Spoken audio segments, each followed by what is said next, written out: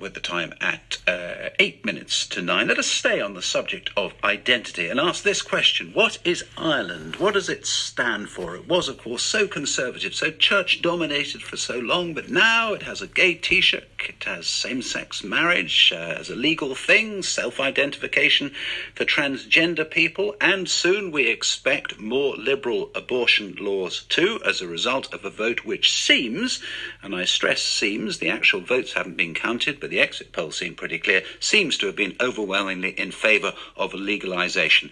Tara Flynn is on the line, who is an actress and writer and comedian, and Turtle Bunbury as well is a historian and author. Morning to you both. Hi there. Tara Flynn, first of all, what's happened to your country? I think we had just had enough. I think Ireland has been progressive. It's a young progressive country. I think it's now a confident one that is going to stand up for people who are not able to travel, let's say, people who are maybe disadvantaged, people without their rights. And Ireland has finally reflected in its laws what I've seen in the country for a long time. I'm just so glad that it looks like we're going to be free today. What's really fascinating, though, Turtle Bunbury, is that, yes, there is a division between how the young voted and the old, and rural and urban areas and all the rest of it, but actually not that much of a division. We were hearing earlier in the programme quite a few older people voted for change, and quite a few rural people as well. What do you think's happening?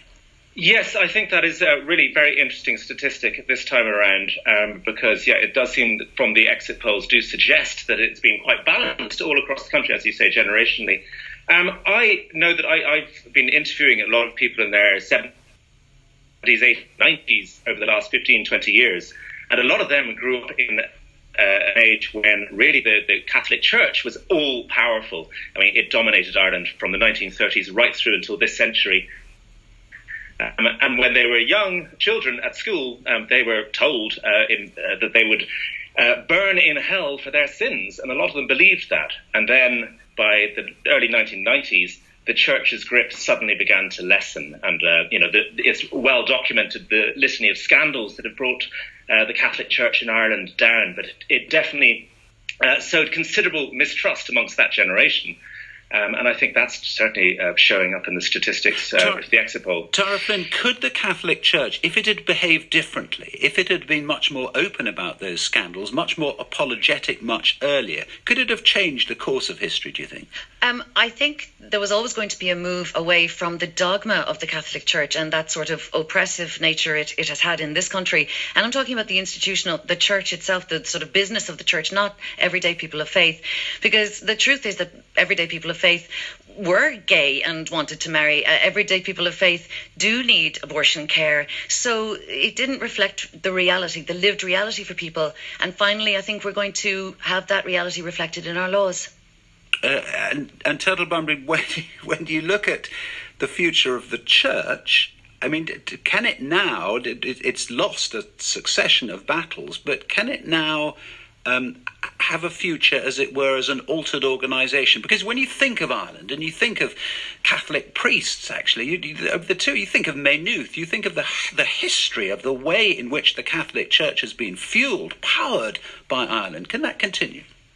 Well, look, I mean, everything has been very unpredictable in this country for the last while. I mean, I think if you'd stood up in 2000 AD and predicted that Martin McGuinness and Ian Paisley would become pals, that Queen Elizabeth would bow her head for those who died in the fight for Irish freedom, or indeed, as you mentioned, we'd have a 39-year-old half-Indian gay doctor as our Taoiseach, our Prime Minister, you'd have been sent to your bedroom to sleep it off.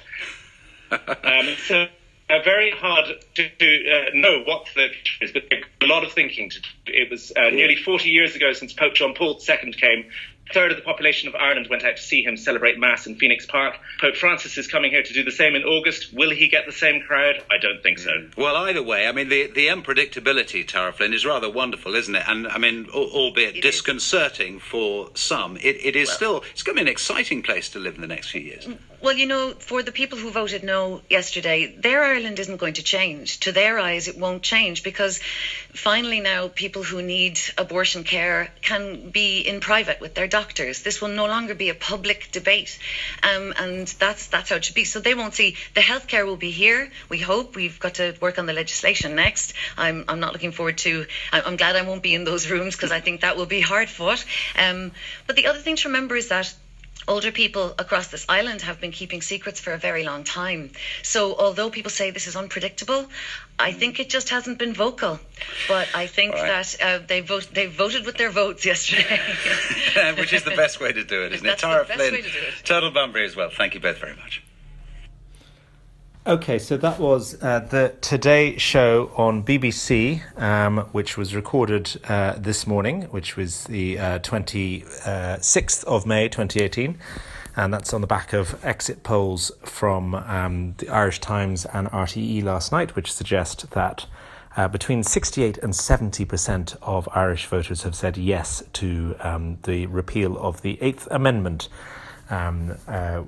which is the prohibition on abortion in the state. And I got a call up yesterday from, that was Justin Webb who interviewed me, and the lady who called me was called Sinead, I think Harkin or something.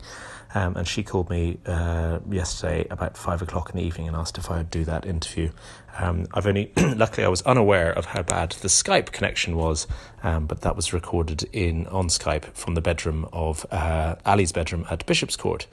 And I did a test run with the BBC guys yesterday, and it sounded much clearer to them then. I'm glad I didn't know how bad the connection was. Anyway, I think I got away with it. Over and out.